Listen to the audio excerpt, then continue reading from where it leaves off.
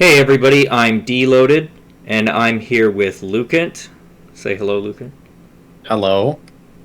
This is the Dawn Fear podcast. Today we're talking to Jacktherippa. Uh, Hey, everybody.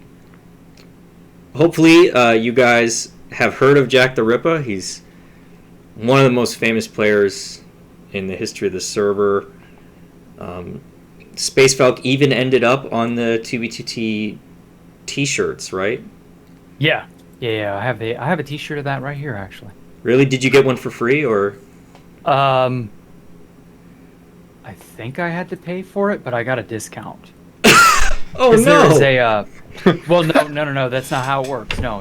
It makes perfect sense. I actually, funny enough, I got a job a while ago in the sporting goods and paraphernalia manufacturing industry, and actually, no, like there's for them to make any product of any kind, you have to have a certain number of orders, and you have to, at the very least, pay for the materials themselves. And so I think that's what the discount was. There's no profit. But that's just for my shirt. Like, other people would have had to have paid, whatever, and that included profit. Huh. But, like, yeah, that's how it works. Like, you can't just get something for free because there's a large chain of supply that has to be satisfied. So, like, it makes a lot of sense. And I've had to actually, funny enough, I know the process by which those shirts were made because I've made, like, 100 million of those it's baseball and, like, football and other thing logos. But, like, it's the same idea. It's the same process. It's a vinyl pressed shirt. And it's very involved, actually. But, yeah. Wow. It's a nice little shirt. Okay. I'm happy that it got made into a piece of merchandise that a handful of people. I think there were in total some 200 and something orders, and that was just enough to make it all work. And so, yeah, it worked out pretty good. I made like $1,000 off that. That was pretty damn Wow. awesome. All right. Well, that's something y'all probably hadn't heard before. Out Yeah, there I from don't the really audience. talk about that, but like it worked out. Like I've only ever been asked, did you at least see a cut of the profits? And I was like, yeah, that it all worked out well. How many shirts were sold for? About 230, I believe. Something around those lines. Okay. 200, I think it's like an order. Plus, there were other orders too, because Fit sold the Spawn, 2B2T logo, Fit MC, Aureus, and Space Falcon, if memory serves. Interesting.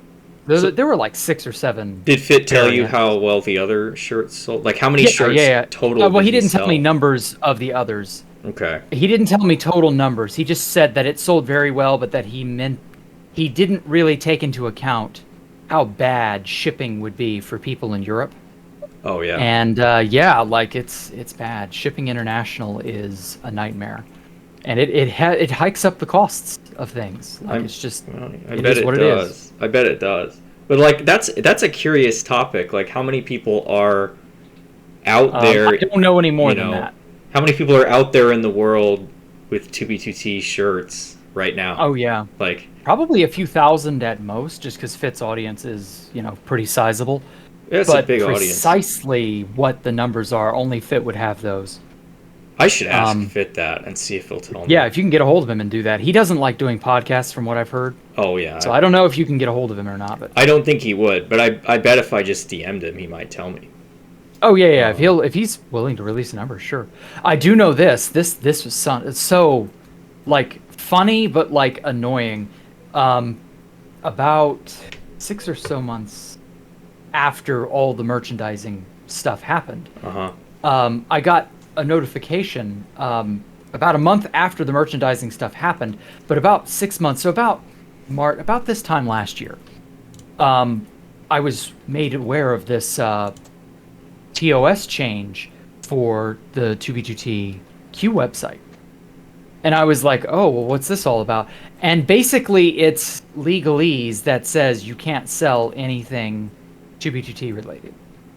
And I immediately saw that and went, oh my God, yeah, we merchandised bases, the 2B2T logo, 2B2T Spawn, which has to be its most famous, feature. And yeah, Fit slapped his name all over it and took it right to the bank. And that's potential, stuff that Housemaster doesn't have the ability to do. So I don't know. Like That rubbed some feathers the wrong way, I imagine. So I took one look at that and went, because the way it's set up is if you agree to the priority queue, you automatically agreed to their terms of service, and that was you are not able to merchandise or sell 2B2T and all things held herein. And I don't remember where the exact part of the queue website is. It's on there if you care to paw through it. I bet it's there. I bet yeah, it's there. yeah, it's in legalese, so you got to really kind of decipher it with a magnifying glass. But you know what I mean? Like, it's out there. Like, you just need to go look. Interesting. And you're not allowed to do anything with that anymore. So I'm like, no, I can't make any paces on 2B2T for that reason. Well, that means that yeah, I'm not the owner. Probably didn't ask Housemaster to. No, of course not. God, if he could do the merge. I was under the assumption he was. Yeah, he was like in at least some sort of contact. I thought for sure that they were working together on that. I couldn't say if there was or wasn't any such arrangement. All I know is that's the chain of events that happened. There was no such TOS. And now there is. And that happened after Fit released the merch in 2021. I think it was October 2021. And then early December, late November 2021, like a month or so later, bam, the agreement on the queue website changes. And it reflects that if you purchase priority queue, you do not own anything on 2B2T. You don't own the name. You're not, all things held within are subject to the owner of 2B2T or something like that. You'll have to go look up the legalese yourselves. So doesn't that hypothesis? Yeah. I mean, does that means you don't own your base? No. Yeah, no, I get that. And so I immediately saw that, and I was like, hell no. I own my bases. I make my shit, not you, House. Yeah. Yeah. Well, isn't there a hypothesis that the owner of 2B changed during that time period as well? I've heard stuff to that effect, but I couldn't really tell you what that wouldn't surprise me. Yeah. But also, that's all so closed, behind closed doors stuff. Right. We will likely never know. Yeah. We probably won't. But there were these people saying that the fact that the logo changed. Yeah. It was did change evidence around that time, of it being sold or something. I guess that's as good a shot as any. It's a shot in the dark, yeah. You're not going to get any more definitive confirmation than that. So, right. I don't know. Make up your own headcanon. Well, you're not. Yeah. That is interesting. It definitely seems reactionary. Yes. So, I mean, yes. That's why I say that's the chain of events. Like, one thing very obviously led to another. You're never going to get any sort of official confirmation of that. But like, that's how so many corporations, because 2B2T is I think it's an official corporation now or something like that. Mm-hmm. But that's how so many of these organizations work now. There's zero transparency. It's all behind closed doors, and it's all super hyper business oriented. Yeah, that's fine, that makes I sense. Guess. Yeah, it makes sense. But it feels so scummy because like you're not dealing with any sort of. There's no love for the thing. It's all love for the money that the thing generates.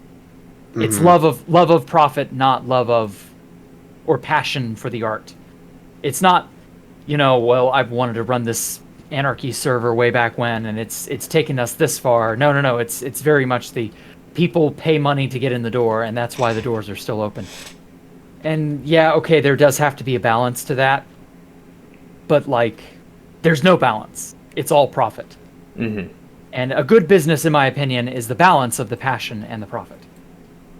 And there just aren't any good businesses anymore these days. Wow, this is like a deep topic that we just jumped right into. Wow. I'm sorry, that's how I am. No, that's totally fine. This kind of ties into one of my questions because obviously you're a very well-known player. You've been playing for, since 2012? Oh, I joined early 2012, but I've been playing Minecraft since January 2010. Right. I've been here a long ass time. But one of the questions I had put down was it tied into why you decided to quit playing. Part of it was just the lack of any change. Yeah. It was stagnant as all hell. This was in 2020. We were still on 1.12. Right. No end in sight to that. There were... I looked over at what was going on in Minecraft, which was 1.16, and I took one look at that and went, that is an amazing update. Why am I depriving myself of that? And then I just gotten found by the Turks. So, I had no base of any kind anymore. I made Space Falcon 4, which obviously, as you know, got found recently. Yeah. And I was like, I straight up didn't believe that. Say what? I'll tell you the story. Some guy, I forget his name. Oh, no, I already know about all that, yeah. Yeah, some guy was telling me they found Space Falcon 4, and I'm like, shut the fuck up. Like, no, you didn't. Like, I didn't know what... I was like, okay, first of all, that doesn't exist, and second of all... No, it existed. It was and real. Then people started telling me, well, wait a minute, Deloaded, it might exist. And I was like... No, it was very real, yeah. Yeah. So once we got found by the Turks, this was May... Oh, my God. Oh, this was what really got me. So we got griefed by Nerds Inc. in 2019. We were talking about kind of why you left the server, and you had said basically that it didn't... To paraphrase, you were kind of saying that it no longer mattered. And so, yeah. Okay, yeah, so I was looking at the likes of 1.16. I was impressed by that, and 1.16 has been one of the best updates in a very long time. So I see that, and I go, wow, that's amazing stuff. Why am I depriving myself of that? And then also, we'd just been found by the Turks. We'd been griefed by Nerds Inc. about exactly 1 year earlier. I just finished finals both times, and I was just like, okay, am I just going to sit around here and do the same thing again? Like, is there a point to that? Is there value in just doing it again for the fifth time or whatever? Or should I just actually go have fun with something I know I'm going to enjoy? And that something was, 1.16. And so that's where I was like, okay, I'm done with the server for now. We'll table 2B2T for the time being and see if things improve. We'll come back to it, and if not, whatever, I'll just shove on off to better shores, better pastures, and it never improved. And that's where we are today. And then, funny enough, a server that I'd always looked down my nose at, because I never saw it as any better than 2B2T, and for a long time it wasn't. And that was Constantium. Constantium was always just diet 2B2T for the longest time. And also because there was no queue, while that sounds really awesome, and it is pretty awesome now, it always let the riffraff in right away. The people who didn't want to wait, like Nerds Inc., and people who could get away with doing, they'd get away with murder, essentially. Well, they were whitelisted. Weren't they whitelisted for a really long time? It eventually did go whitelist, but at that time it was not yet whitelisted. And I didn't know that it was going to be whitelisted. Also, those very people I'm talking about were whitelisted, so it didn't matter. Yeah. And so for a long time, it was just Constantium was diet 2B2T. And I just didn't care about that. And then they were like, okay, we want to update. And we really want to update. And I kept hearing, from James Russell's and others that they were looking to do that. And I'm like, okay, well, I'll believe it when I see it. And then on Christmas, it was 2 days before Christmas, 2022. Bada bing, what should happen? It updates to 1.19. And it's all history from there. And so I happily play Constantium because I can actually, A, get in the door, B, I don't have to waste my time or money on it because it's up to date, and I can enjoy it for what it is. And there are actually people here that I recognize. It's a chiller, more interesting atmosphere. It's got stuff going for it that 2B2T just doesn't have. And I've never looked back. I've never been happier. So, yeah, that's really kind of the reason. There's just no point. There's no value. 2B2T has lost its spirit. It just isn't the place it used to be. And then after I left, there were all these reports of people being muted for XYZ reason, or people getting banned from Q for unknown reasons, totally unknown reasons, things people are still banned for that nobody's had any answers to. It's just very weird. And I'm just like, yeah, no, that's not the 2B2T that I loved. Like, what is going on over there? And to this day, I don't think we have an answer, and I don't think we'll ever get an answer. 2B2T is just going off the rails, and there's no correcting it. I don't think. At this point, I used to hold out hope that there would be a way for it to bounce back and return to its former glory. Not anymore. No. 2B2T is in the hands of people who do not care about it. They don't know how to make it what it once was. The people who made it what it once was are long gone, and that's just all there is to it. The people who made it what it once was. Yeah. Which people are you talking about? People who joined anywhere from the early beginning days all the way up to pretty much around the time of Rusher. Okay. They're all long gone. Yeah, well, you're certainly right about that. The number of old players that are still, And I'm also counting the people who joined because of Rusher. The vast majority of them are gone too. Yeah. No, that's true, but the ones who stuck around are the ones that changed the server forever. So, now wait, do you mean post-Rusher? Because, I would argue that the people who stuck around now are coming off of Fit. They're tourists. They're not, aware of what the server even really is anymore. They're subject to whatever silly restrictions are in place now that were previously never there. The people who made it what it once were, the people like the nerds, people like George Bush, 420, people like Housemaster himself, no, everybody who contributed and made the server interesting to any degree, they're all long gone. Nowadays, it's just faction drama, from what I'm seeing. I'm not seeing anything of value there. Yeah, there is certainly a lot of faction drama. I can't say I agree with you about all of that, but I know that it's definitely... Your opinion is shared by a lot of older players. I've heard this sentiment before, and it's respectable. Sure.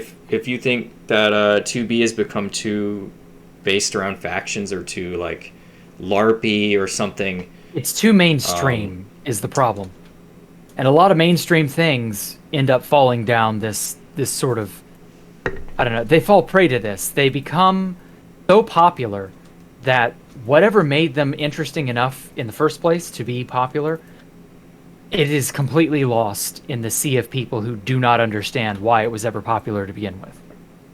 And there's almost no reversing that. And this is a tale as old as time.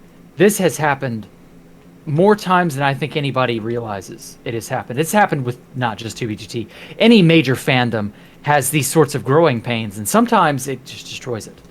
And there's no getting it back. There's no getting that spark back. And maybe some new people will show up, and they'll have a different opinion or a different idea, and they'll redefine it this way or that way, and it'll become something completely different. And you know what? Fine. Whatever. Have at it.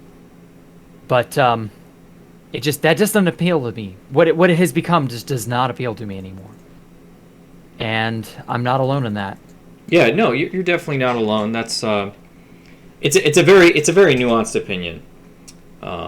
So, and you obviously firmly believe it, and it's well thought out. So, more power to you. Well, I find that experience, the one that I'm talking about, I find that on Constantium. You don't have this seeking of clout. You don't have this constant back and forth of people who feel more self-important than they really are. Everybody's just kind of doing their own thing. And there's this lack of sort of... How would I put this? There's a big lack of why should I care about what anyone else is doing? Whereas on 2B2T, you kind of have to care about what everybody else is doing, because it could be the birth of the next big exploit that ruins your base. Or, this or that person will, make a witch hunt and go after you. Or something like that.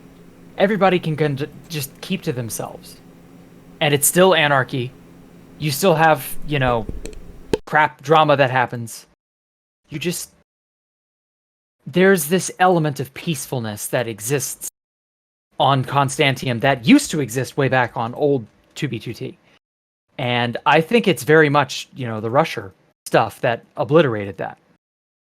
And we kind of sort of got it back on 2B2T 2017, 2018.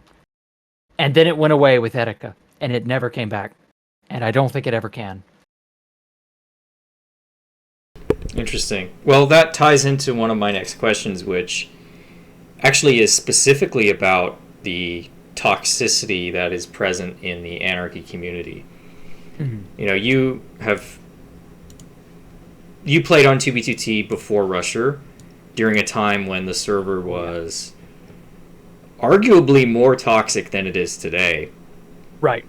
And it's just as unhinged. Yeah, and I wonder, how do you navigate that? Did you ever find yourself being targeted by like the mob or something, or harassment, or how do you deal with it? Part of it started so I started somewhat early in 2B2T's lifespan. So I was almost always a fixture of 2B2T in general. People just kind of knew me. I stuck around long enough. Mm-hmm. A lot of people who would come to be famous, they joined after I did. So they knew who I was. So they didn't really try to bully me. I guess that's kind of what you're getting at. It's sort of like, almost like cyberbullying. Oh, you had like a seniority over them, is what you're saying. A little bit of a seniority, yes. Okay. But also part of it was that when I was brand spanking new and nobody knew who I was and I hadn't made a name for myself or any of that, part of that was, oh boy. Okay, so how familiar are you with 4chan and 4chan culture? I'm really not familiar with it at all. You're not? No. Okay. I joined off Rusher, so I'm a Rusher guy. That's fine. Okay, so there's this concept in 4chan culture that is sadly all but dead.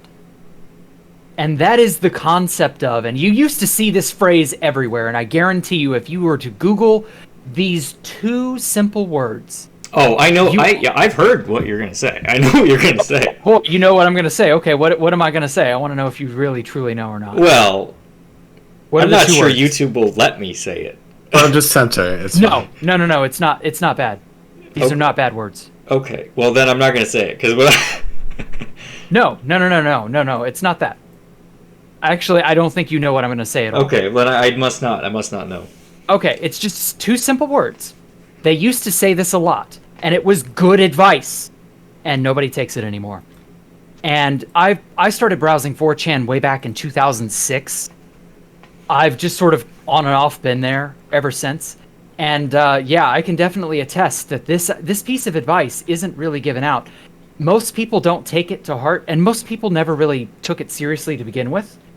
But it was good advice, and in a lot of ways, I'd like to think that that's why I didn't really get affronted with too much toxicity out the gate.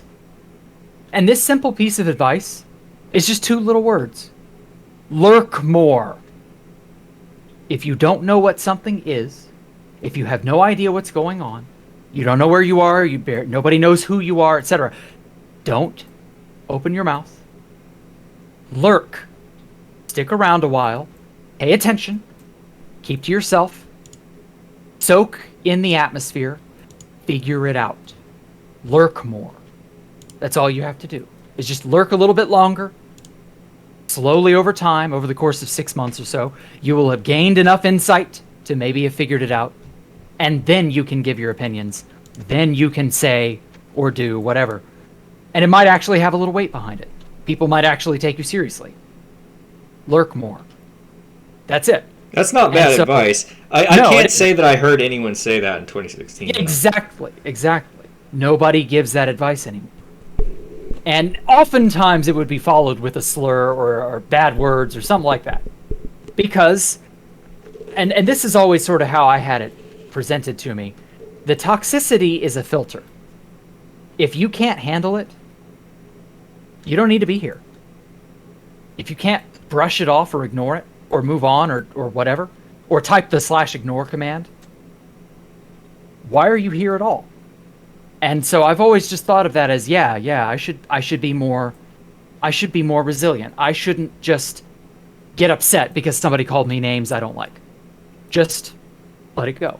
I think that's I mean, as That's how I was raised. as personal advice to someone, that's fantastic advice.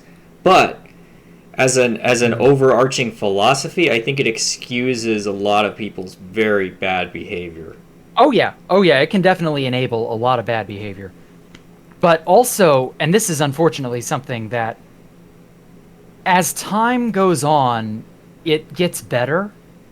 I'm sure as long as you've been on 2B2T, and I can't even believe it's been, what, 6 years, 6.5 years? Yeah. Since all then now. So, like, you've been on 2B2T long enough to have seen this phenomena for yourself. Oh, for sure. Have you seen how people have just, like, the anarchy, freedom, just goes to people's heads? They just become absolute toxic little shits overnight. Yes. There's no freedom. Absolutely. Or, total freedom, but no modulation. No moderation. It's like, oh my God, I can be anything now. Mm-hmm. And it absolutely runs wild in their minds. And yes, that is a thing. And that mindset does excuse a lot. But I find that because the real world has no anarchy, no true anarchy, except I guess a deserted island or, those islands in Southeast Asia that don't have any, they're tribes that have no contacted people or something like that. You have to really go to these extreme lengths to find anarchy in real life. And so most people, especially if you live in a first world country, you're never going to run into real anarchy ever. And so true freedom is non-existent in real life. And 2B2T is even more strange because not only is it pure anarchy and total freedom, there are also infinite resources, which is also something that will never exist in real life. And so it's a really weird experiment to see what happens to people when they're put in an anarchy environment with total freedom and literally infinite resources. What becomes of them? And yeah, it's so unique. You don't see these conditions ever. And funny enough, I find that people trend toward establishing civilization. Yeah, absolutely. And they just become what our ancient ancestors had to be to, funny enough, establish civilization, which we all take advantage of that nowadays. Well, no, they absolutely do. They completely do. Yeah. But for that exact reason, I would somewhat disagree with 2B2T's uniqueness that you were saying it had. Oh, what part? Like, you were saying, oh, it's unique because it's this pure anarchy environment, and that was the idea. It hasn't stayed that way. It's not. I mean, everyone has factions. There are now. Governments, quote unquote, right. and exactly. And that is the irony. In a lot of ways, that's what all anarchy inevitably becomes. There is an authority at some point established. Yeah, anarchy is a transitory state between two governments. It's not a permanent state. Yeah, well, I would argue it's a transitory state as long as humans are around. And it started out that way on 2B2T, but it very quickly is like as soon as Face Punch got a hold of 2B2T, and this is in 2011. Yeah. As soon as they got a hold of it, they were like, oh yeah, we're going to start a republic, and we're going to be like, you go here, and you're under this person's rules, and blah, blah, blah, blah, blah, no griefing, and it immediately gave rise to civilization. Yeah. Immediately. Yeah, of course. And well, I would argue the biggest difference between 2B2T and real life, and the reason that 2B2T is like still sort of anarchy, even though there are all of these factions and stuff, is that in real life, if you die, you're dead. Yeah, you're dead. Mm-hmm. And on 2B2T, if you die, it's a temporary setback. So, in real life, the resource thing, you're going to obey the laws, the government, whatever. Right. Fear of death keeps so much in line. Keeps so much running. Exactly. Whereas, I'm running a group, and if someone leaks our stuff, the worst thing I can do to them is just kick them out. Right. And, that is not enough of a punishment for it doesn't most do anything, people. hardly. Yeah. It's a slap on the wrist to a lot of people. Some people, it's a badge of honor. Right. And what can you do then, I mean, that was always the worst thing where, like, this one dude, I played on a faction server, and I've talked about this before, but it's not, like, super relevant. But there's this one dude who was like, yeah, I want to run a factions anarchy server, and the way you would keep people from griefing is that you would kill them or you would fight them back. and I took one look at that and I was like, you don't get it. No. That's not going to do shit. Yeah, that's if anything, that'll encourage people to do it.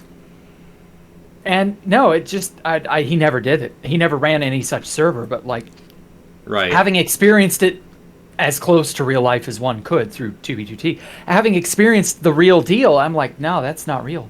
No, you're dreaming, buddy. Right, exactly. And well, how do you feel about a server? I ran across a server recently that is basically, so the faction genre of Minecraft, because I used to be a factions player all the time.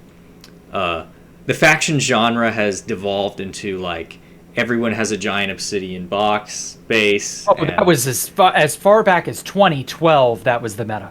Yeah, but see, I always played like smaller faction servers where no one was doing that. Like, oh, you got lucky then. Yeah, I tried to find servers that were smaller and just had maybe 40 people playing, and people would build a base that was like an actual base. It wasn't just a giant obsidian box. But anyways, I recently found a server that's like, there's a new genre of servers that is basically like a civilization craft type deal. Is it Towny? It's like Towny plus a bunch of other plugins, but okay. Typically they have extremely strict rules. So like, lovely. If you can't grief anything, if you build a sky base, that's not allowed. If you build no sky bases? No sky bases. You can't build anything that wouldn't be like attackable. Legitimately architectural. Right. Like if you make an obsidian box, that's not allowed. The admins will delete it. Wait, it's basically an obsidian RP box. server. Okay. Yeah, it's an RP server. I see. Yeah, it's supposed to be more RP. And there's a bunch of servers like this, and I think that genre has supplanted what factions used to be. Okay. But there's one server that I found in particular where they don't really have all of those rules, and players basically, if you do something bad that the community doesn't like, and one of them manages to kill you, they can trap you in an ender pearl. Oh, you're talking about the slavery plugin or something like that. I've heard of that. Yeah, they can trap you, and basically it traps you in the nether. You mean in the end? Or was it? Well, I don't know. I guess you could customize that. Yeah, on this particular server, it traps you in the nether. And you can't leave unless your friends kill the person that killed you and take the pearl and set you free. And set you free. Or if they'll actually issue like prison sentences, so they'll say, oh wow, you declared war on this nation, or you griefed our town or whatever, so we're imprisoning you for 3 months. Something like that. Real world 3 months or in game 3 months? No, like real world 3 months. Holy shit, that's funny. Yeah. That's like very try hard, but that's very funny. Yeah. Actually, it's funny you mentioned this this imprisoning. I forget if I know it has an official name. Yeah. So are you familiar with Dr. Zombie? I vaguely know who that is. I haven't talked to him. So Dr. Zombie was the very, very, very, very first Let's Player YouTuber to ever grace 2B2T. He came as early as late 2013. Okay. So he's been around the block a long, long time. And boy, if you can get a hold of Dr. Zombie, he can tell you some real good stories. So he originally, I just remembered this out of nowhere. He came from a server that had that very same plugin on it, where you could just trap people in an ender pearl, and it was a slave. You were their slave. Whoever owned the ender pearl could summon you, and on that server, you were trapped in the depths of the end. Also, in that time period, the end dimension was totally barren. And so, yeah, it was a slavery something or another, Souls something, I think, plugin. And yeah, that person owned you, like, legitimately. And damn, that's too funny. It's like an interesting way of...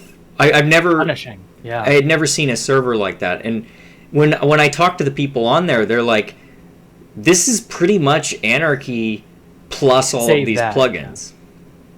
Like, this is Anarchy, except we have this plugin that we can trap people. And so It sounds a lot like how the Wild West was. Are you familiar with Wendigoon? no, I'm not. Okay. Wendigoon, he's just a big YouTuber. He put out a video about a week and some change ago on a very, very old book. It's a Wild Western called Blood Meridian. And oh my God, is it a nightmare? And it's about the Wild West. Oh, I've and heard how of this unbelievably- book. I've heard of this You've heard of book. Blood Meridian. Okay, it's a very violent book. Yeah. It shows the worst of mankind. And funny enough, I'm going to tie that back into 2B2T in a very interesting way. And Blood Meridian just sort of shows off that, yeah, people can be horrible to each other in ways we in the 21st century are not prepared to accept. And yeah, like what you're describing is the Wild West, bloodiness and all. And that actually kind of sounds cool. I'm not going to lie. Anyway, and so the really interesting part especially about Blood Meridian, is that Blood Meridian features a villain, and I guess he's as close to the main antagonist of the entire story as you could reasonably get. Mm-hmm. And that villain's name is Judge Holden. Interesting. And so that's where that guy got his name. The Judge Holden got his name. The drawer of the 2B2T comic himself got his name from the main villain from Blood Meridian. And when I learned that blew me away. And I was like, oh my God, that's where Judge got his name from. Holy shit. Wow. And Judge Holden was a cool guy. He's nothing like the villain from the book. Yeah. But yeah, like, funny enough, I saw him on Constantine the other day. And yeah, like, it's wild how the world is far more interconnected than we give it credit for. We want to think everything is compartmentalized and unique and packaged off in this or that little corner or box. No. That is a complete lie. That is not at all how the universe works. Yeah. Well, you never know who's a fan of what, and yeah, who's watching what shows or playing what games, or who's read what books, and who has taken inference or who has taken influence from this or that thing. Yeah, like it gets out of hand so quickly. I bet cool, some people have talked about this before, that like, what are the odds that there are American politicians that have played 2B2T? Like, what are the odds that there is a senator out there who has played 2B at least once? I would say it's not terribly high, but the odds are not zero. It could happen, and we would never know who it was either. Like, they would just never voice chat, Yeah. So, like, how high in the political scale? It probably couldn't be. Maybe a senator. I doubt it would be any. See, a lot of these politicians, though, they're fossils. They don't know about the internet. Right. Yeah. They aren't tech savvy enough to play Minecraft or care about Minecraft. Maybe like anybody a over the age of anybody over the age of 50, I would say it's a 0% chance. Anybody over the age of 40, we do get people like Kit Nightingale or Momena who are like ancient. Yeah. Now, people who are like just really, older people anyway, just because they are very much the exception. Yeah. Like, Momana only got in because of her grandchildren. She wouldn't have bothered otherwise if her grandchildren didn't care about Minecraft. And there are, as weird as this may seem, there are children who don't care about Minecraft. And so it's possible that she could have not been shown the likes of wherever. Mm-hmm. But yeah, that's just sort of the odd exception to the rule. But I don't know. It's an interesting idea. Who all is connected to what? Who may have seen what or done what? I don't know. There are definitely Mojang employees who've played. Oh, definitely, yeah. There are people here who have had their hands on in and around the source code for Minecraft, or who have paid some attention to it. Right. Even if anything, it's just to like, oh my gosh, that's a crazy exploit. I better patch that. Right. You know. Or something, something like that. I'm sure I mean, TBTT is kind of, and other Anarchy servers. Constantium is this way too, but they're very much like petri dishes for Yes. exploits and hacked clients that Oh yes. proliferate into the rest of the community. You know, this is kind of ground zero for testing out your hacked client or testing out your new exploit or whatever. Oh And, yeah. You know, there are people that take their mayhem elsewhere. The crazy thing is when you've played on 2B for a long enough period of time and then you like go back to a faction server, or you do what I did and you go mess around on like townie servers. Yeah, you can't go back. It's really hard to go back, but also like when I went to those townie servers and I messed around, I realized like the mindset they had. Oh yeah. Yeah, no, it's like playing with children after you've long since graduated high school. You just don't get it. You're just, oh my God, you people are so unbelievably naive. How can you do this? How could you think that? How could you say that? Like, Right. We could just no. destroy people with like oh yes, little you to could no absolutely effort. annihilate any and every effort they make. And I'm not they'd even have no talking clue. about PvP. I mean like I can socially Oh engineer yeah, my social way engineering. out of, Yeah, like, no, that's what I anything. meant too. Yeah, on those mean, other you- servers. You can run rings around them simply because they've not been exposed to any friction. They have not had to think in survival terms, in whatever. They've had to think in terms of like, hey, let's build a base together. Hey, okay, don't grief my stuff. Hey, let's blah blah blah blah blah. Like, no, they're children. It's literally playing with children. They're playing action figures and pretend, and you're playing with guns and machinery and like, you're in the real world. They're not. It's just night and day. Yeah. That is true. That is true. And that's one thing that honestly keeps me on 2B, Yeah. or keeps me You in the never go anarchy back. sphere. I have played on Constantium a little bit. It's a good place. Oh yeah. It's a good place, especially if you feel like you really want to play with the new blocks. If you feel really strongly about all Yeah, it's worth it too. the cool new stuff that they added, like it's fun to use the new stuff. It's a lot of quality of life stuff too. There's so much What about the rendering stingrays? and stingrays. The flying stingrays that kill you. If Oh, don't you sleep. mean the phantoms? Oh, That's They're like annoying. anti-quality of life. Honestly, I just have a Smite 5 Netherite sword, Okay. and I just have my kill aura on, and I just kill them in one hit, and it just automatically swipes them out of existence, and I'm like, oh shit, they're phantoms. Oh, bye. Well, fair enough. Fair enough. I don't think about them. I've always thought those Um, things are so freaking annoying. I can They never remember were- what they're called either, so I'm just like, Yeah. it looks like a stingray. The problem is that's an example of Mojang taking a good idea and fucking it up. The Phantom could have been so cool, and Mojang's implementation of it. Actually, funny enough, I'm being dogged by Phantoms right now. But yeah, Mojang's implementation of it was just dog shit. What would they But do they're- to the Phantom to make it cool? Well, originally it was going to spawn in the end. Oh, pff, well, It was that going would- to be the first undead mob to spawn in the end. And it was a cool idea in that if you not slept in several days, they might show up to harass you. So if you go deep enough into the end, yeah, they're going to possibly bother you. But That'd it probably ended be up not. annoying if you're trying to like bridge somewhere. Maybe. And then they top yeah. you off.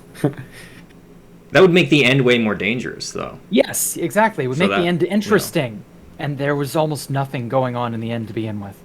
Oh, Yeah, there's the there's end still really nothing. does. Like, Yeah, They the have end not needs fixed a that. huge quality of life change. The value that the Nether update brought in 1.16, I'm not going to say 1.14 and 1.13 were like super amazing. They were okay. But the quality of life of just giving the Nether a total facelift, giving you so many new items and blocks to build with, you have so many rendering and optimizations to how Minecraft runs. I've seen 1.12 compared to 1.19. It's so hard to load a large area. The area that I can load on my computer, like this much chunk area, client side with like Optifine in 1.12, would have just made me run at like 20 FPS. I can run at a silky smooth 100, and you don't get that. There's so many different changes that have been made in the back end, and it's worked. It's little things here and there that have added up. But like if you'd updated to from 1.12 to 1.19, it's night and day. It really is. You notice a difference. It's the little things too. Just the quality of life changes of how you can. Oh God, how do I describe this? Like, you don't have to pay as much attention to what you're doing if you know how to play the game, I guess is what I'm saying. What? Yeah, I know. It's hard to describe. There's so much stuff I can do on autopilot that on 1.12 I would have to enable a hack to do. Because of like the extra crafting blocks that they added, like the buzzsaw thing. Yes. Oh God, yes. The buzzsaw thing is amazing. Like you, it's called the block cutter. Yeah. You can turn stairs and blocks into one-to-one conversion, so you don't lose material crafting stairs. You immediately gain access to whatever block you want using the raw material of it. So you don't have to jump through multiple crafting stages. There's just little things like that. Mm-hmm. Yeah, I mean, you could argue that that's a quality of life. It's a pretty big quality of life improvement. Yeah, especially if you build a lot. It's stuff that adds up over time. That little tiny things that would take away the composter, like a moment or two. Yeah, the composter. Well, the composter's like that's good for farms, but not for building. Yeah. But like, another big thing was in 1.14 they overhauled villager trading, and just like diamonds, you don't need to go mining for diamonds ever. Like you can just buy diamond armor and tools. You can buy any book in the game. Huh? Isn't that a bad thing if you just buy the diamond armor? Not really. I'm a builder predominantly, so I don't really care. I don't want to spend the time to go and get all that garbage. Well, I just want to have it and do it and get it out of the way so that I can focus on whatever I want to make. Fair enough. The amount of farming. The biggest thing that I think has changed is farms. You can make so many farms of things that just weren't possible in 1.12. They've allowed, for example, the composter. Mm-hmm. So there are these, you're familiar with the nether trees, right? Yeah. So like the drops from bone mealing, it's called nylium. It's the netherrack that has the blue, sort of blue grass or the red grass on it. Yeah. I know what you're talking about. When you bone meal that stuff, it pops up a bunch of this, like, I guess like the best. Aren't they sort of to create these mushrooms that you? Yes, it creates the mushrooms that grow into the mushroom trees. Yeah. It also creates a ton of like scrub grass, nether themed scrub grass, and every one of those things can be composted, and that the overall farm can, if you funnel everything that's not the mushrooms into a composter, it produces more bone meal than it uses. And so you've got more options to make farms more sustainable and just greater optimizations for things like that. Huh. And that's not stuff that 1.12 would allow. Obviously, those are items that didn't exist in 1.12 either, but you get what I mean. Like, there's so many different choices now that just weren't there. Interesting. So you're happy about the newer versions of the game? You think that they've added? Oh yeah, I'm satisfied enough with them. Yeah. I know, because not everyone feels that way. There's a growing cohort of people that are playing like classic Minecraft, like they're going back in time and playing the beta. Yeah. I've actually done this recently. Those people have always existed, though. I've loaded up beta 1.7, and I'm like, it's a different world, isn't it? Yeah, it's a whole different experience. I first started playing in beta 1.8. So that's you didn't even get to see that version. Right, I didn't even get to see that version. Okay. So well, see, that's a different thing. Like there are two camps. There are the people who are getting back into it after over a decade away from that version. Right. So beta 1.7 was in 2011. Well, gosh, that's 12 years ago now. Yeah. Like, yeah, going back to something after 12 years is going to feel like, it's like visiting your childhood town or childhood hometown when you're like in your mid-20s. Right. Like, and you didn't live there up until your mid-20s. It's like moving when you were a kid, and then going back and visiting and just seeing how everything is totally different. Yeah, that's fun. And then there are people like you who never got to experience it at all. I got to experience all that. And I can go back to an old version and nostalgia trip if I so wish. I've done that before. It's fun. But that doesn't have staying power. Mojang making new stuff and making quality new stuff, that has staying power. Yeah, and, I feel like the game is... There's a decent group of people that are arguing, though, that the game is becoming too complicated. Well, I mean, that's how it has to be. You have to give some amount of stuff to do, new stuff. Like, you can't just... What would you add to update the game, but not make it too complicated? Like, complexity is just layers of simplicity laid atop one another. Inevitably, you will emerge some form of complexity. I mean, I think that the overworld is kind of done.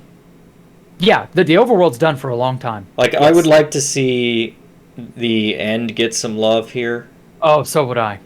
Oh my god. But that's not going to happen. They're going to keep adding, like, random shit that nobody wanted, like fossils or... Yes, that's Mojang not listening. Pottery. That's just them being stupid. Yes, pottery, archaeology, like, that's just... Who cares? No one asked for that stuff. The armor shit they did was cool. I don't even like... Cool. No, I don't like that. That's weird. No, the armor stuff was interesting because it gives you some customization and some ability to give you individuality. That's a cool idea, but that's icing on the cake, not the whole cake. And Mojang is treating it like it's the whole cake. That's the problem. You can't just give us fluff and that's enough. Like, there's like so many features that I'm like, I know for a fact I am never gonna use. Like the bees. Yeah. What do bees do? They just produce a building block. They produce honey for redstone. And don't you need them for candles?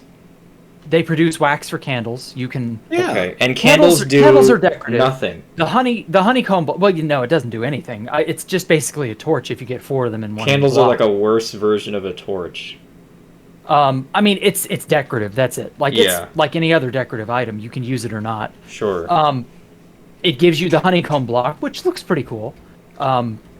It's just another option. It gives you the beehive, which is another wood variant, and it's interesting. It's nice if you want to use it. The honey block is a very good redstone component.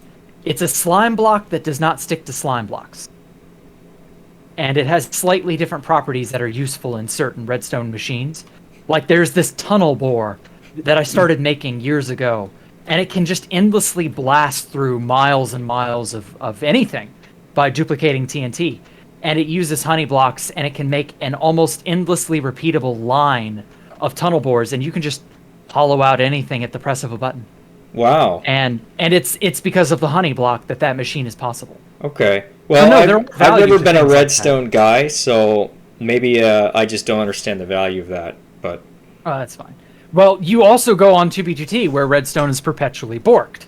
Yeah. So, I mean, yeah, of course you're not getting the full experience like you would normally. That's true. Yeah. That's true. But I'm just throwing that out as like an example.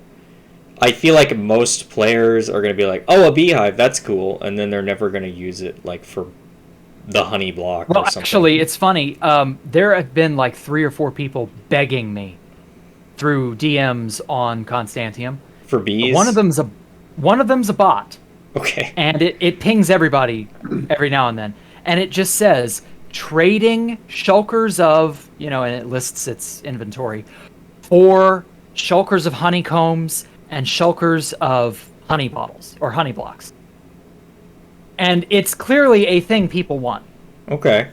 It's a niche, but it's not without its enthusiasts. Yeah. I guess the redstone people haven't gotten a lot of stuff added, a lot of features added recently, so...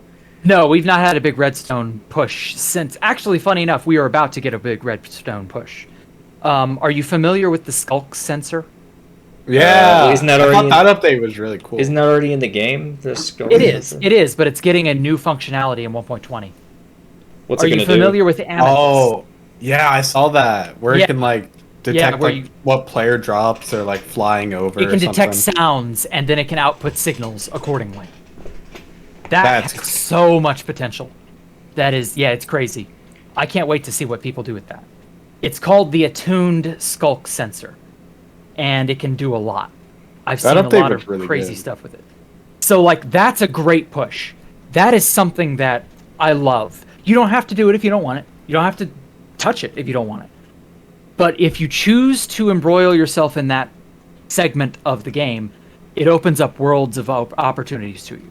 Mm-hmm. Same with Redstone, same with the slime block. How many people do you know who eschew Redstone and are like, what the hell would I use a slime block for? But there are people like me who couldn't live without a slime block. Yeah. Exactly. No, that's fair enough. It's a niche. It's a niche thing, but it's still, I guess, better to have it than not have it. Is what you're saying. Right. But like, okay, pottery though. Pottery, nah, that I don't archaeology, see any value to. freaking. That I don't see any value to. No one's gonna use that. Like, no. I feel like if it will be good one day, it will be good after several updates, where like they'll introduce something half-assedly, and it'll just sort of be like, oh, okay, here's archaeology, yay, and it'll just sort of be ignored. Yeah. And then 2-3 updates down the road, a year or two down, somebody will be like, this isn't a good mechanic. We need to fix this. We need to make this better. And then they'll release an addendum sort of update to it, and suddenly it's actually worth your time to invest in. Look no further than villager trading. Villager trading has received at least 4 or 5 different overhaul updates. Mm-hmm. And it took them until, I want to say, 1.8, 1.9. No, 1.9 for villager trading to actually be worth your time.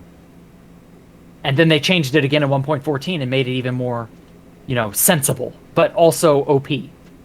And that, if you're going to haul villagers everywhere and wrangle them, if they're worth your time, then it better damn well, like, make the whole world my oyster.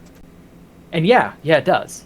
And it took a long time, several years. Like, villagers were introduced at the end of 2011, didn't receive any functionality at all till mid-2012, and then took until, like, 2016 to be good. Like, God, that sucks to even think about, but at least they made it worthwhile. I think archaeology is going to follow suit. It's going to be the same way. It'll take a while before it gets any better. But that it may eventually become good. But we'll have to see. I don't know. Yeah. I am interested in the sniffer. Yeah, sniffer could be really good if they give it more options. I don't know now why. It's only got 4 decorative plants. And I'm fine with the plants being purely decorative, but that I don't think Mojang understands that if you're going to give the plants functionality, and so far they've not, they're just purely decorative plants. The idea is that these are extinct plants, and so you, the player, can bring them all back to life. Right. Well, that's actually a really cool idea. Okay, and the sniffer is also considered an extinct mob that the player can then rehabilitate into the wider world. And again, that's a really cool idea. Yeah. Okay. If you're going to do that, we need to have a lot of options. It's like with wood types. Options? What? Yeah, I know, right? Options. Oh, God. Wait, ugh. no, like, what do you mean? Like, you want the Jurassic Park of sniffers? Like... No. What I'm saying is, I'm fine with there only being one sniffer. If the sniffer's existence is purely to sniff up these ancient extinct plants, then I need to be able to get a hold of, like, 20 variants of this plant. There need to be differing things that make me want to collect them all. Because otherwise, if I'm doing this to get the 1, 2, or 3 extinct plants, I'm never going to touch this again. I see what you're saying. I'm going to tame one sniffer. It's like with cats or dogs. I'm going to tame one cat, one ocelot, one dog, and never touch it again. Yeah, okay, so you use the sniffer a little bit, and then you, I don't need this anymore, and then you just throw it out. Right. Yep. What's the fucking point? I see what you're saying. So give it reusability. Not just usability. Everybody's so focused on usability. What does it do? Okay, but nobody ever asks, okay, well, why would I want to do it twice?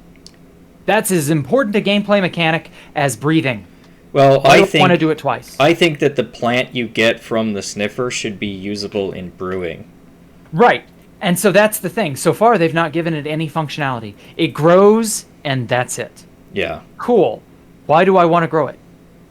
Decoration. Okay, if it's decorative, I'm only going to do it once. Then I'm not going to give a shit. I'm going to wait until the dupe comes out and dupe its seeds to hell and back. Then I'll have as much of it as I want, and I never have to touch the mechanic again because it's a poorly implemented mechanic. Right. Or it's valuable because it does something good. It's brewing material, it's this, that. Maybe some villager will want to trade for it and give me a hell of a lot of dosh for, or a rare item. The wandering trader may occasionally want it because it's a rare item, and then they may give me something cool in exchange. Right. Okay. Well, now I want to interact and re-interact with the mechanic. But as it stands, it's another half-ass implemented mechanic. It'll just be whatever. That's a good design philosophy. Like, I would like to see the sniffer either the plant is useful in brewing, or or bartering or trading or something exchangeable, or it can dig up plants that like other plants other than the special one. Like maybe you're in a savanna biome and you spawn the sniffer, and it will give you a spruce sapling or something, or it will give you maybe like it'll give you something that you wouldn't be able to get in that biome. I don't know. It could also have applications for like Skyblock, where you are limited to, your starting island and whatever you can reasonably duplicate. Like you have the one oak tree and that's it. Right, and you don't have access to these other variants of things. Well, okay, maybe that's an option. The Wandering Trader in Skyblock is an excellent example of this. Pre 1.14 Skyblock is unplayable for me because the Wandering Trader was added in 1.14, and he offers you sugarcane, sapling variants, coral, so many other things that you don't have access to in a Skyblock scenario. Well, the sniffer could have that kind of gameplay application. It can have a little something for everybody. There just needs to be a thought process going into how it is implemented. Mm-hmm. Because otherwise, as I said, this is just another half-assed mechanic. Mm-hmm. And, well, here we are again. So, I don't know. Look no further than the fletching table. The fletching table was added in 1.14. Huh? Fuck that. Fuck the fletching table. Oh, yeah, you know about how bad the fletching table is. It's useless, exactly. right? Yeah, it doesn't. It has literally no use. It's worthless. It does exactly one thing. It is a trade station for the fletching villager. And the fletcher is only marginally useful. He buys sticks and gives you emeralds for sticks. And that's fine, except the stonemason buys literal stone for emeralds and automatically power creeps the likes of the fletcher.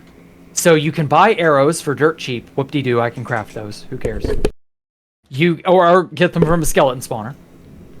Or he buys and sells enchanted bows, crossbows, and then you can buy certain potion-tipped arrows.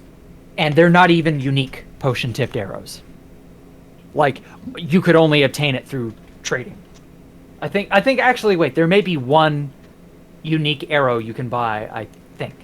And it's not even worth your time. I think it's an extended weakness arrow or something like that. And who cares?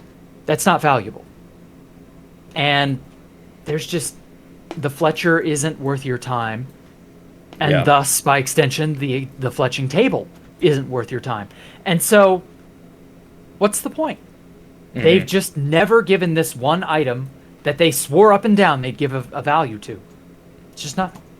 It's just sort of there. It's like the dragon egg. It's just going to be a perpetual artifact of, well, it exists. I think the dragon egg's okay.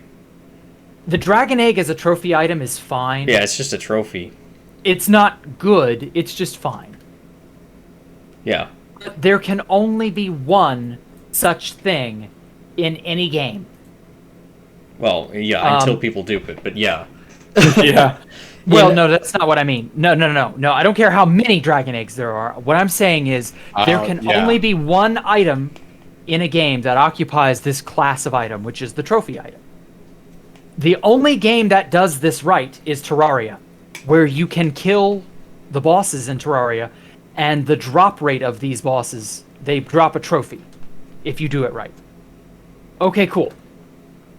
That's fine. I beat this boss so many times and I got lucky and it dropped its trophy. Cool, whatever. And then you have the collection or whatever. Right, and then you add it to your collection, and there's a bit of a collectathon going on in that game anyway. But nothing frosts me more than... I'm a big Final Fantasy buff. I love Final Fantasy, and I love the really older Final Fantasies. There are 2 really obnoxiously powerful super bosses in Final Fantasy V. Strongest monsters in the game. You have to go way out of your way to have special movesets and armors and all sorts of stuff. You really have to prepare to kill these bosses. And killing them is something of a reward. And so you would think you would get a really good item for it. You know, piece of armor, an accessory, something that would be really, like, awesome. No. They just drop a trophy. Just proof that you killed it. Doesn't do anything. And I have to go to all this trouble for no value? Not really, almost a half-hearted reward. Like, it almost doesn't make it worth it other than just the fact that there's no greater challenge in the game. But there is no challenge to killing the Ender Dragon. None. You can literally build a farm that kills it over and over and over. Like, who cares? Well, so the dragon egg has almost no value in and of itself. Okay, so there's a huge difference. I want to make the case for the Ender Dragon. Not you. Are you trying to say the Ender Dragon's bad, or? No, I'm saying the dragon egg as a trophy fails. Or the boss fight is bad because you said it's not hard. No. I don't care about the boss fight. Trophies are only good when the boss is difficult enough to reward the trophy, or when the trophy doesn't always drop, like in Terraria. Okay. But with the Ender Dragon, you can't. It takes no effort to kill the Ender Dragon. The Ender Dragon's fine. I'm not saying buff the Ender Dragon. What I'm saying is, I have no reason to care. The trophy itself is worthless. The trophy offers no value. As a trophy, it fails as a trophy. Because, who cares? The Ender Dragon can be killed by literal children. But, I don't know. If you're going to give me a trophy that does nothing, I better damn well earn it. And you don't have to earn the dragon egg at all. There's no value to that. It's just another item that exists. So again, it's the whole, like with the sniffer, I've done it once, I'm never going to do it again. I was thinking like the warden should have like a droppable like head. Well, the warden only drops more like of that. Yeah, I thought that was pretty bullshit. That's there was a Skyblock map that took advantage of that. That was your only way to get Skulk on that map. And I guess that's fine. That's probably fair. But that's still disappointing. The warden's so hard to kill. That doesn't give me a reason to care. Yeah, and it's hard to kill. And it's just not worth the effort. So like there's very much a balancing act for trophies and for useless items. And it's a very delicate balancing act, and only a handful of game devs have gotten it right. And Mojang just once again continues to prove, I don't think half the people who work for them know what they're doing. They may be fine coders, but they're not like good game. They don't play their actual game. They don't play their own game, you can tell. And they don't know what makes their game good. Well, other than that, it's a building sim. I don't think they play the game for the same reasons we play the game. That too. They don't know. They don't know why we do it. Well, they see their target audience as we're not their target audience. That's 12-year-olds or something, and so to them, it's like, well, if we make the Ender Dragon harder, no one will be able to beat it, or like children will be complaining and blah blah blah, or like, oh, that is such the everybody gets a trophy mentality. If it's difficult, no one will be able to do it, and they'll all complain. Yeah, but that's totally what it is, though. That's totally what they would say, and that's totally what the excuse they would use. And that excuse is completely negated by just simply saying, skill issue, get good. Yeah. They Because want when I the was a average kid- person to be able to do it. Yeah, I know that. I know that's what they want. Yeah. But that's the same mindset. That's the everybody gets a participation trophy mindset. Well, we want everyone to feel like they got something out of it. No, that's the skill issue, get good mindset, or skill issue, get good, problem. Like when I played games as a kid, they were hard, and I didn't like that. But it makes you get good. Why do people like the Souls games? It makes you get good. You have to want to do it. You have to want it. You can't just want it in passing. You have to desire it with all your heart. Because if not, well, nothing is worth doing then. That slips into nihilism so quickly. Yeah. I think that I don't know, the people that have the like MLG like get good mindset, and I'm not saying that you're like full on like competitive gamer type guy or whatever, but it seems like the people that have that mindset are not the same people that are building stuff in Minecraft. Very true. Like it seems like builders are the type of people that won't even bother killing the Ender Dragon, or won't even bother going to the end to begin with. It's like, I just want to sit here and build my castle. Like I don't care about all the armor that I can get by going in the end, or I don't care about all the like, I don't know, I don't care about the whatever special reward that they might offer me. I just want to like build my castle or my town. Yeah, fair. That's how I am after I do it. But I'm also something of a completionist. I want to get as much as I can out of what I get, out of what I buy or what I own. I want to use it to its fullest extent. And I want that use to be of value. Okay, well, I think that explains at least my reasoning. I don't know about other people. That makes sense. Well, most of the people who are like that are like the PvPers, most likely. I mean, true. There's definitely like a subdivision of builders who probably share the same sentiments that you do. They double. Yeah. Probably aren't that many of them, but yeah. People who double. I'm confused now. Were you talking about me or Jack? Jack. Oh, okay. So, I mean, we had a long discussion about newer versions of Minecraft and about. Oh yeah. If you have more questions, don't. Don't hesitate. I kind of want to go. I don't want this to run for too much longer, but I want to get through just a couple questions that we had. Lucan, did you have specific questions that maybe you wrote down? So I wanted to ask about Space Valk 4. I kind of wanted to know, like, how did that go down? Like, there was probably like a period of inactivity, right? And then it was found. So there's a very long period of inactivity. I started it in 2020. It got found like 3 months ago, 2 months ago, something like that. Like, I mean, I quit 2B2T at that time. Right. So it just sat abandoned. I gave it to Hermetic Lock. He doesn't play, not really, and just sat out there empty. I sort of made some stuff there, but as I said, I sort of was like, 1.16 looks appealing. I don't want to just do more of the same out here like I've been doing.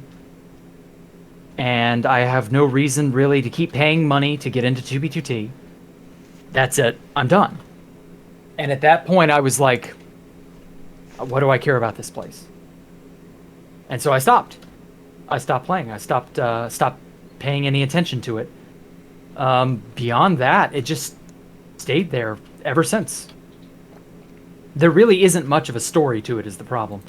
Unlike Space Valk 3 with its twists and turns and all the other stuff now. This one is not that interesting. Interesting. Okay, I have like kind of a follow-up. Is there like any perceivable way currently you see yourself coming back to 2B? Like, is there like a list of actions that need to happen and then you'd be like, no, apparently. I mean, what if it updates to 1.19 like tomorrow? Well, I Yeah. still have to pay money to get in the door. There would be an influx of players unlike anything you'd ever seen. It would be Rusher Day all over again because everybody would hear that it's up to date. So don't you know they would all flock to it. And then, Right. like I said, it's the spirit of 2B2T. Well, just because it's updated in 1.19 doesn't mean that you can say anything in chat. Also, the thousands of people who'd be trying to get in, well, how many hours would you have to wait in priority queue? You'd have to also buy the priority queue, which I've already established is not worth it. So now There's you ways have to get away, like to get around that. I mean, that is Yeah. definitely a thing. You can use proxy systems. I Yeah, I personally know. use proxy systems. Definitely I'm a good aware. investment. What if someone came to you and said like, hey, we've got this proxy, it's like online 24/7, you could just hop on and build it, our base.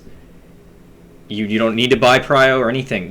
Would you still say no at that point? Even if it had updated, would you still say no? The problem is anything I'd build in that environment would be so much more tenuous than if I were hiding out alone like I'm doing on Constantium. Like, I'm just out here with Alpha Computer, and I'm just having fun. Yeah. And, like, I don't really have to worry about being found. Well, I fair think enough. the biggest issue is there are just so many more people on a place like 2B2T. The ever-present idea of just, I'm connected to a proxy, people will figure out where I am because it will leave a trail now. And also there's, if I cross the wrong person or if I say the wrong thing to the wrong person, they may get butthurt, and there goes all my progress again. Previously, it was just dumb luck if they found you. Now, if you crossed people, you got to be really, really nice to people now. And it's like, well, there's, an element of 2B2T. I can't shitpost because what if I shitpost the wrong thing? Say the wrong thing to the wrong person, and the next thing I know, the proxy's gone. Sorry, Jack, we revoked your whatever because we didn't like what you said. Well, now I'm beholden to somebody else. So it just sort of like, that's still not the 2B2T that I want. It would have to basically go back down to what there are currently 30-something people on Constantium. You'd have So to there would turn have back to the be- clock to being a past. You'd have to era. effectively turn back the clock. Yeah. Nobody would have to care about the place. I see. Priority queue or queue in general would have to just go away, go back to be donation. Okay, so donation in run. 2033, Yeah, maybe in 10 years. But you'll be interested in joining. I highly doubt there will be a multiplayer Java Minecraft in 10 years. I highly doubt that. That's a good point. There probably won't be. There's already talk Yeah. and scuttlebutt that they're going to kill multiplayer, or they're going to kill Java at some point. Don't know when, don't know how, but at some point they'll stop supporting Java. Well, when they stop supporting Java, will they continue to keep the servers, the authentication servers, and all that? Will they continue to upkeep any of that? Probably not. Did they do it for Classic? Hell no.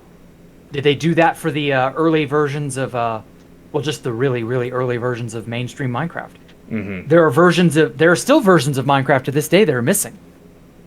And that's simply because they don't support that shit. They don't have those files. They don't care. Why Right, should right. they? Okay. Especially not with Microsoft at the helm. Why Oh. should they? Okay, Luca, did you have any more? That's all I got. Any more You should questions? ask the ones All right. Don. I've got one or two that are just Donfear members that were like, hey, you should really ask Jacktherippa this. Somebody asked, what is your biggest regrets? You just name one thing that you say you regret. It doesn't have to be like a list. I guess how easily I trusted people on 2B2T, because I did trust some people who were less than savory, and like I regret ever getting to know them simply because they very clearly didn't value the friendship that I thought we had the way that I did. And so I would, if I could do it all over again, I just wouldn't become their friend. I would just be like, no, get away from me. And I wouldn't let them into my bases. I wouldn't let them into my life. None of that. Yeah. Thankfully, I didn't divulge any personal details to any of them. Makes sense. But God, that would have been a mess. Makes sense. I've definitely noticed this phenomenon where there are just certain people where They're almost sociopathic. like They have no empathy. talking to them kind of aggroes them. Like, I don't know if that's the right word, but like, They know about you. Now you talk to them, you become a target in their eyes. right now I'm on their radar because I responded to their one message this one time. Yeah. Yeah. I hate that. I don't know. I think that comes from being somebody like in charge of Donfuhr. They feel like they know you, but they don't know you, not really. They know of your reputation and they assume that's how you really are. A good deal of that is probably because I've been in some fit videos and people know who I am and stuff. So yeah, but yeah, you're That's you're not even the more same. well known than me though. I'm sure you get all kinds of DMs and stuff. yeah. I try to be like, open and I don't know, congenial with people. I don't want to just dismiss people out of hand. Yeah. Are there ever people But, who like you're nice and friendly to them at first and then you realize that they're basically crazy and you're like, "Oh, shoot." Oh yeah. People get crazy. Or I they shouldn't get have even out of talked to hand. this Yeah, person, I just block like- them and move on. I don't think anything of them. Right. Yeah. I mean, you'll run into all types on the internet. It's the internet. oh, of And course. everybody has access to it just about. Of course. So yeah, I mean, there are plenty of people who I wish never came onto 2B2T, simply because it wasn't good for them, and you can tell. Yeah. Yeah, 2B But, definitely like, screws up can't some help people. that. Oh yeah, Jared 2013 is an excellent example of that. He was a young kid who just should not have been on the internet at all, unsupervised, but he was not in a family that was going to supervise him. Thus, he was allowed to run amok. And I don't even think they knew what he was doing online in the first place. Yeah. And, well, what can you do? Well, now he's like internet famous, so Yeah, somewhat, but he's also for kind of the grown wrong and reasons. matured, but- and he's chilled out a ton. So Yeah. he's not quite as bad. He plays into his sort of character a lot, but he's not like evil. You know what I mean? Whereas there are some people who I don't know if it's part of their character, if they realize, or if they're just like they don't care. But like you'll never know if they're good or evil or what their real alignment is or what they really think. Like, no, they don't let anyone know that stuff. Yeah. Yeah, that's true. Okay, one more brief question. Do you have any favorite memories on Constantium or on 2B? Well, I haven't really been on Constantium long enough, I would say, to have really cemented memories, but I loved so many things that happened on 2B2T. Some of my fondest memories that I look back on are late 2013 when we were at Valkyria. Just running around, shit posting with Pyrobyte, building on Valkyria itself, just enjoying life. Like, there wasn't this big drama. There wasn't, we were just sort of looking for stuff to do, enjoying our time, and just being happy. I don't know. Maybe some of it's rose-tinted glasses. Maybe it wasn't like that for some. I don't know. But I really enjoyed that time period. I got to meet a lot of really cool people at that time. That was when I really felt like I made it on 2B2T. You know, I was I hate to use this phrase, but I was a big player now. And there's some value to that, When you feel like you've made it and you've gotten something, you're not just alone anymore. You've become a part of civilization. Mm-hmm. There's something to that. People are not, people are more welcoming. Like, that was interesting about Valkyria. It was the first big base that people made, but nobody knew each other except through 2B2T. There were no outside connections that anyone really had. But we were all chill enough to actually hang out and make a cohesive base. Nobody done that before. It was all who you knew from outside 2B2T. It was never like... It was the faction stuff before there were factions. And now, I don't know, it's not as interesting anymore, but back then that was something. Well, everyone has a base, I think, that Right. they look back on as being like their first big base on 2B, or their first, I don't know, like their first place where they really felt like they'd made a good group of friends. Right. Yeah. A lot of people post Rusher had that more so than pre Rusher. Yeah. But yeah, that is one of the quintessential 2B2T experiences. Nobody really can put it into words that well. But yes, you find a place where you belong after some amount of time wandering the wastes. Well, I think that's a good place to stop. Okay. Jacktherippa, thank you so much for agreeing to be on this podcast. I think Sure. everyone's going to enjoy Anytime. this episode. Do you have any final things to say before I turn the thing off? Just check out my my YouTube channel. I stream a lot there. I mess around in Minecraft. I do other games as well. I've recently adopted a VTuber avatar, so if you're into that, if you're into anime, I can talk shop on that. If not, just leave me some love. I'll catch y'all later. Yeah, definitely check out his channel, and guys. my, It's great. My Twitter and all that. Follow me on there too. Okay. If you send me that stuff, I'll link it in the. Oh, sure. Yeah. All right. Thanks for watching, everybody.